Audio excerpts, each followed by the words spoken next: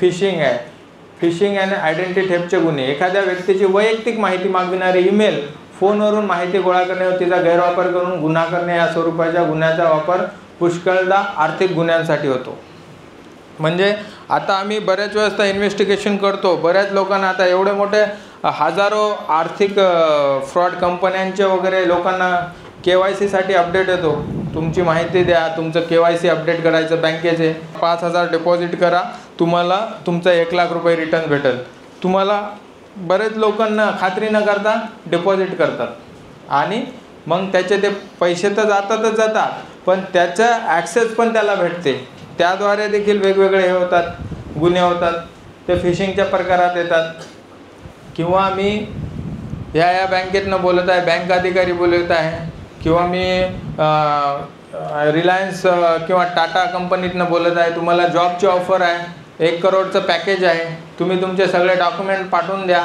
तुम्ही पाठवता, खात्री न करता, ऑथेंटिक आहे किंवा नाही, वेबसाईटची खात्री करत नाही, पुढच्याची खात्री करत नाही, तर असं फिशिंगचा प्रकार. कॉन्स्टिट्यूशनमध्ये प्रायव्हसी ऑफ राईट आहे, प्रत्येकाला आपल्या वैयक्तिक खाजगी आयुष्य जपण्याचा अधिकार आहे.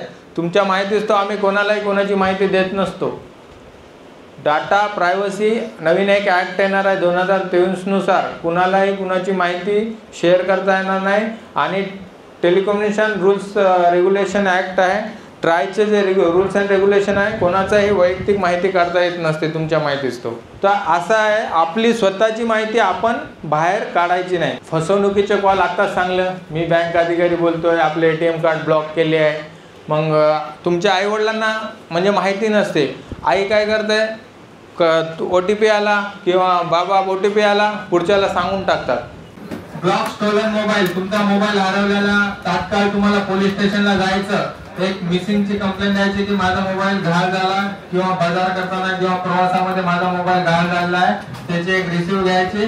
ती रिसिव्ह, तुमचं एक आधार कार्ड आणि तुमच्या मोबाईलचं बिल, ज्याच्यावरती IMEI नंबर आवश्यक आहे, हे तिन्ही गोष्टी या ठिकाणी अपलोड करायच्या असतात. तेव्हा तुमचा मोबाईल तात्काळ ब्लॉक होतो. पण त्यासाठी तुम्हाला तो कार्ड चालू करून घ्यावं लागतं तात्काळ, तो मेसेज येण्यासाठी तो कार्ड होता. आतापर्यंत महाराष्ट्रामधून ऑल ओव्हर इंडिया नाही, ऑल ओव्हर इंडियामध्ये 19,93,845 मोबाईल ब्लॉक आहेत आणि 11,51,123 मोबाईल ट्रेस आहेत. हे आपण ट्रेस सुद्धा केलेले आहेत. आपला मोबाईल लगेच इथं कंप्लेंट झाली म्हणजे तुम्हाला पोलीस स्टेशनला गरज नाही, फक्त रिसिव्ह घ्यायची. ती डायरेक्ट मोबाईल तुम्हाला मेसेज येऊन जाईल की आपला मोबाईल ट्रेस झालेला आहे. तर या ठिकाणी बरेच आम्ही आता भरपूर प्रत्येक महिन्याला 100-200 मोबाईल ट्रेस करतो आणि वाटप करत असतो. तुम्ही कदाचित न्यूज वाचत असाल वर्तमानपत्रामध्ये.